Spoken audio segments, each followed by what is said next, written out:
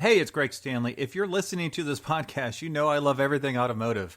This passion has expanded to include being a car specialist consultant for RM Sotheby's. So if you need assistance buying or consigning a collector car at any one of our online or live auctions, including Scottsdale, Amelia Island, or Monterey, you can reach one of our car specialists at rmsotheby's.com, or you can email me directly at gstanley@rmsotheby's.com. I just want to give a quick thanks to Euro Classics for sponsoring this episode.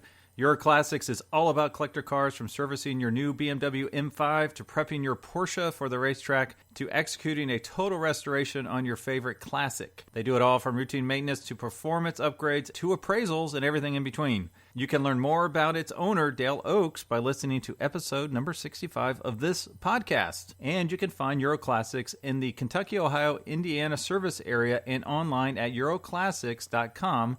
Classics, CLASSIX.com. This is the Collector Car Podcast, the home for the auto enthusiast. Join Greg Stanley as he applies over 25 years of insights and analytical experience to the collector car market. He will interview the experts and throw in some fun stuff as well. Before we get to this week's episode, I do want to take a moment to give a couple updates. The first off is thank you for those of you who have submitted cars for my What's Your Car Worth episode coming up in a few weeks. I've got some pretty cool cars that will be quote-unquote appraised by me. I'll have a lot of kind of guidelines for that so I don't get anybody upset. It's basically based on what you send me from a description and a few pictures. Then the other thing I wanted to talk about was basically give an update as far as some of the feedback I've received from a post I put in the AACA Facebook page. And this was pretty interesting. People got pretty riled up that I called a Corvette a muscle car. So I do want to recognize the comments that were posted because I thought they were pretty interesting. And I will defend myself here by saying Corvettes were originally designed as sports cars. Correct? Yes, absolutely true. Just as Mustangs were pony cars. I think they fall into the muscle car era, at least for the Corvette, when you get to the 427 big blocks in 1966. And I think the pony cars, the Mustang, turned into a muscle car with the 1968.5 big block, again, 428 Cobra Jet. I think if you were to write a book about the muscle car wars of the 60s, you would not leave out Camaros, Mustangs, or Corvettes. I think it's ridiculous to think that those are not muscle cars in some form or another. But that's just my humble opinion. Now, I do want to respect other folks' opinions. I'm going to read off some of the comments here. I find it pretty fascinating. These are unedited, so I might have to skip over a few as I start reading into them. But the first one, the very first guy I got upset apparently was John Isbell. Muscle cars are, by definition, a sedan with an oversized engine. Corvettes are not sedans, therefore are not muscle cars. If this guy is an authority, he should know this. Just my opinion. And I responded, well, I don't claim to be an authority across every type of car ever built, but I was quoting articles from Motor Trend, Car and Driver, and other notable magazines from experts. Rick Nelson responded, generally true. However, I don't think anyone would claim that a 1970 Hemi convertible isn't a muscle car and it's not a sedan. Michael Lambert said the Pontiac GTO and Mustangs are early muscle cars. I don't think that it has ever been by definition, if ever there was a restrictive definition. The Buick GNX and countless others are considered muscle cars by many. John Lyons said he's right. Corvette was never a muscle car. Let's see. Arthur Teague says that still doesn't answer the question. I've read plenty of articles about muscle cars, and they didn't fit that description. Michael Gilligan replied, sorry, but this comment is kind of funny. Why do you limit the sedans? What about the two-door hardtop? Jim Johnson responds, originally, the very strictest definition of a muscle car was a midsize two-door offered with high-performance engine options not normally available in that body style and marketed under a special name. Thus, a 1968 Roadrunner, which wasn't offered as a four-door with a Super Commander 383, was a muscle car.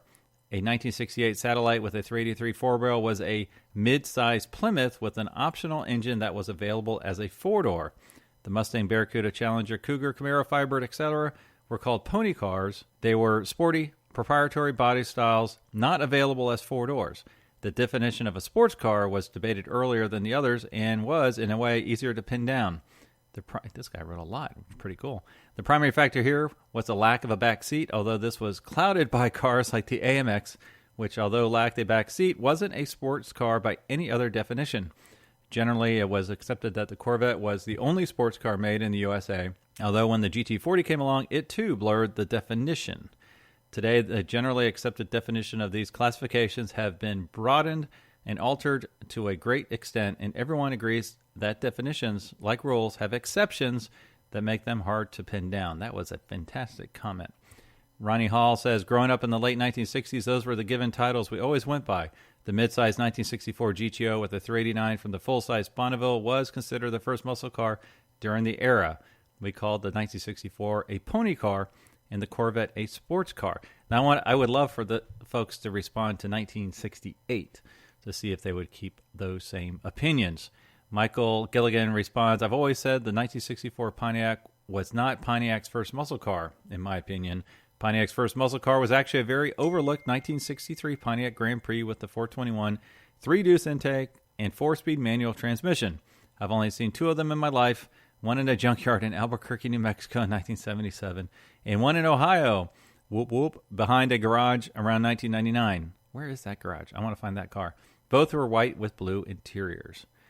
And I think that was about it. So basically, there's a lot of controversy about what is or is not a muscle car, I guess. If you look at 1964, you could call the Mustang a pony car, the Corvette a sports car, and everything else a muscle car. Not everything else, but you get my gist. And then I would say, what do you call them in 1968? So thanks for all the comments. Thanks for all the feedback. I love this type of dialogue, and keep it coming. Well, welcome to the Collector Car Podcast. This is Greg Stanley. We have a special guest today, Jerry Burton. Jerry, how you doing today? Great, Greg. Glad to be here, and always happy to talk about Corvette. Yeah, actually, we met at Bloomington Gold. You were there autographing some books, and I thought you would be a wonderful guest for the podcast today. So if you would, could you just tell our audience a little bit about the books you've written as it relates to the automotive industry? And I believe, correct me if I'm wrong here, but most of them have to do with Corvettes. Yes, that's true. I did write a 100-year history of Chevrolet that was actually an update from a book that had been previously written. And that was published for the 100-year anniversary of Chevrolet. And I had the honor of working with Ralph Kramer on that project. And Ralph was the former communications head of Chevrolet. And so that was a great project to work with him on. And we had a chance to interview a ton of interesting people from the past and, people that were currently there at Chevrolet at the time. And it's a hell of a story. And, the Corvette, of course, is also a hell of a story. And the book that I'm most proud of and I'm probably most known for is Zora Arkus-Duntov's Biography. It was published back in 2002. Hard to believe it's been out that long now. Wow. But I'm still signing copies of that thing because it's just, there's been a lot of recent interest in Zora because of the C8 Corvette coming out. And of course, people may not have realized it, but Zora was a huge mid-engine advocate and was trying to sell General Motors on a mid-engine Corvette going all the way back to 1957. So it's quite a story. He never saw it come true during his lifetime, although he was responsible for a lot of mid-engine prototypes that were built. And there's quite an interesting thread there, and I've written a number of articles on that subject. But the C8 is certainly, Zora's dream come true, and he had a lot of reasons for wanting to go mid-engine, but I think fundamentally it was Zora. I think always wanted to build the best race car he could, and then adopt it for the street, as opposed to trying to design a car around, the needs of cargo or passenger comfort or whatever. He wanted to build a damn race car and, make it go fast and hope that it had enough emotional appeal and just enough practical value to be interesting and successful. And I think that formula largely worked for him. Yeah, and now, how did your passion for Corvette specifically begin? Were you like a little kid and see one, driving by, or, what sparked that love for Corvette specifically? Well, when I was about 9 years old, a young woman who was living with her mother at the time bought what I think was like a 1959 Corvette. You know, it was red with white side coves and so forth. I had never seen anything like that, and I just thought, oh my God, that is the coolest looking car I've ever seen. And you know, I instantly fell in love. And furthermore, she ended up joining a Corvette club, and oftentimes there would be like 3 or 4 Corvettes in her driveway at a time, and I was just out there, just, you know, licking my lips and you know, my mouth wide open and tearing up, and I thought, oh my God, I died and gone to heaven. These cars are so cool. And then I started watching Route 66 too when I was when that show was still on, and that was back in the early 1960s. And they, of course, started off, I think, in a 1960 Corvette for the pilot show, and then they drove primarily 61s and 62s. And I think the final season they were in a 63 Stingray convertible. But, you know, that whole notion of that, these two guys, you know, driving around the country, kind of leaving their baggage behind and finding new lives in towns and places in the country that they would visit. I just thought, wow, what a neat concept, and, you know, kind of awakened some wanderlust in me in terms of being able to do that. That really cemented my love of sports cars, and especially the Corvette. Right. Okay, and I'm probably leading the witness here, but there's 8 generations of Corvettes. How would you rank? No, let's not say rank. Which generation's your favorite and why? Oh, that's always tough, and it's, you know, it seems like it's changed. It's changed for me over the years. Like right now, my favorite I think is the C8, just simply because it's the newest and the most modern, and by far the best car of the group. But you know, emotionally, I've always had a strong pull for the first generation car, and especially like a 1956 or 57. 57, they debuted fuel injection. And I always thought that car was just one of the coolest looking sports cars ever. Wow, okay. No, that's cool. That's a great answer. Now, how did you go from liking Corvettes to writing about Corvettes? Well, that's interesting too. I ended up going to school at the University of Wisconsin, you know, got a mass communication journalism degree, and then I ended up moving to California after I graduated from Wisconsin and established residency in the San Diego area. And back then, if you were a resident of the state of California, you could go to school for pretty cheap. So I ended up going to grad school at San Diego State. And my first job out of San Diego State was as a managing editor for a racing magazine based in Los Angeles called Formula Magazine. It later changed its name to Race Car Magazine.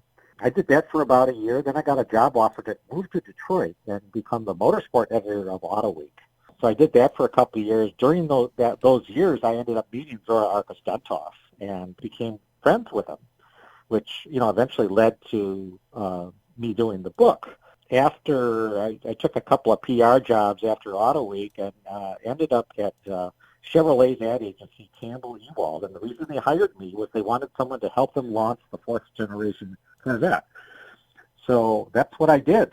That was a car that everyone was excited about because it was so radically different from the other generations. You know, it had a lot of whiz-bang technology, you know, the pinball-style dashboard, and the performance of the car, you know, was had jumped significantly from the C3, which had been around for a long, long time. It was pretty old in the tooth by the time the C4 came around. I ended up, you know, just doing Corvette ads and Corvette catalogs and Corvette TV commercials and all that kind of thing. After about 5 years of that, I was offered a position to become the editor-publisher of the official Corvette Owners Magazine, which used to be Corvette News. And at that time, this was 1988 now, they changed it to Corvette Quarterly. Corvette News used to be only available if you bought a Corvette. You couldn't buy a subscription to it, and there were no ads in it. It was very much of an insider magazine.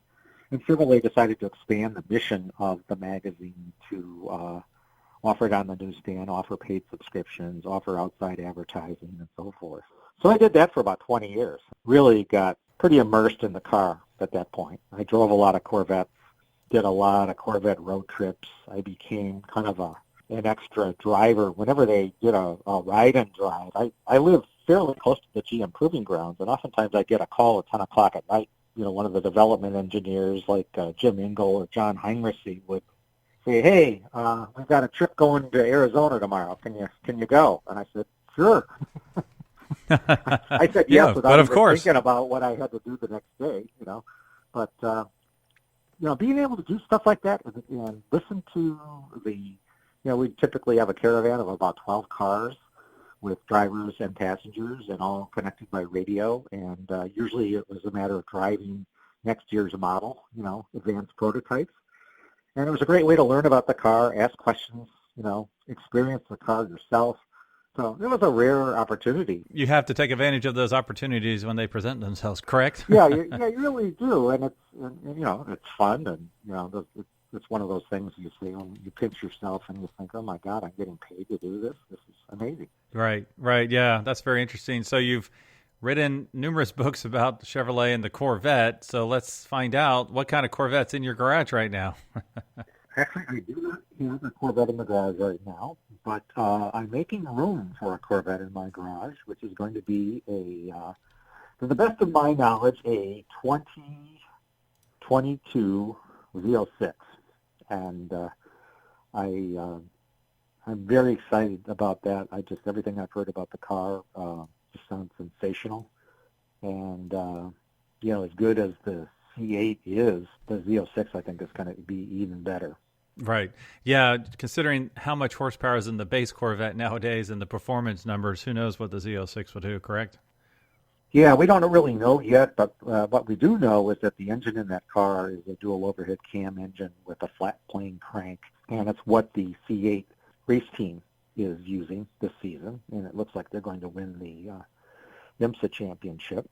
But the bottom line is it's really a great sounding engine, which to me sound is always really important, and that it's a real monster. Right, that is very interesting for sure. Well, I do like to play a little game at the end of this, but before I do, what's the best way for our listeners to find your books? Well, I would go, I guess the number one and kind of the cheapest way is through Amazon. You can find them all there. The three books, Zora, Arkus-Duntov, The Legend Behind Corvette. Then I wrote another book called Corvette America's Sports Car, Yesterday, Today, and Tomorrow. And this was published by Rizzoli Publishing.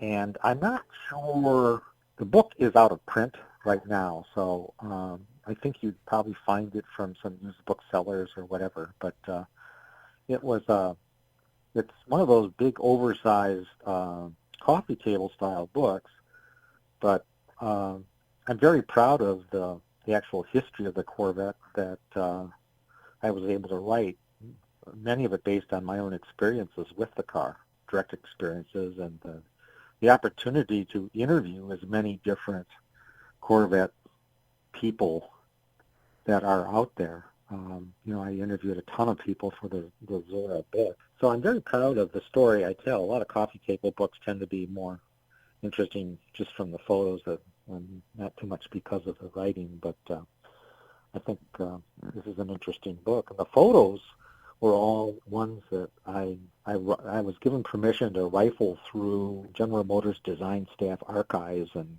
go through old filing cabinets that hadn't been touched in years, and I found a lot of stuff that I'd never seen before. Concept Corvettes and different types of fiberglass models and clays and things that just kind of led up to the final designs of each of the generations. Well, one thing I like to do at the end of this, and I apologize, I did not give you a heads up, but it's fun, is I play a little game called Keep, Cash, and Crush. So I give you three cars, and you have to pick which one you want to keep forever, which one you don't mind cashing in, and then which one you send to the crusher.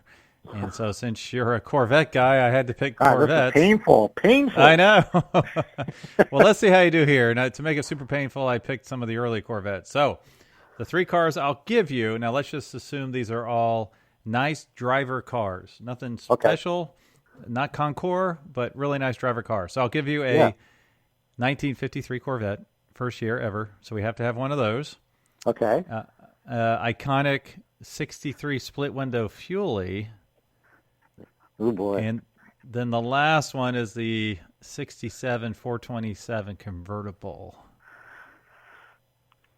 God, these are tough choices here. Yeah, I know. I'll give you a second there. So those are your three cars. Which one would you keep forever? Which one would you cash in? And then which one would you send to the crusher, figuratively? Oh boy. Well, I think I'd have to keep the 63 Fuelie, I think. Okay. And I'd have to cash in the 67 427 because I think that one still commands the most amount of money. And that breaks my heart because the 427, is probably a much better car than the 63 Fuelie. But the 63 Fuelie is such a icon and such a dramatic turning point in Corvette history that I had to do that. And then, boy, it just saddens me to think that I have to relegate the 53 to the crusher because, there are only 353s made, and they were, they get a bad rap because of, two-speed automatic, six-cylinder engine, and all that kind of thing. But relative to other cars of their day, it was a pretty damn good car. It's still an absolutely gorgeous car. Well, no, those are great picks. Surprised me a little bit. Not exactly the order I thought you would go in, but that's why I love this game, because I think it's really hard to pick. It's fascinating to learn other people's tastes in cars, especially someone who knows Corvettes as well as you do. So, well, thanks for joining us today, Jerry. And as a reminder to our listeners, be sure to find his books about Corvette and Chevrolet on Amazon. So, again, thank you, Jerry, for joining us on our podcast today.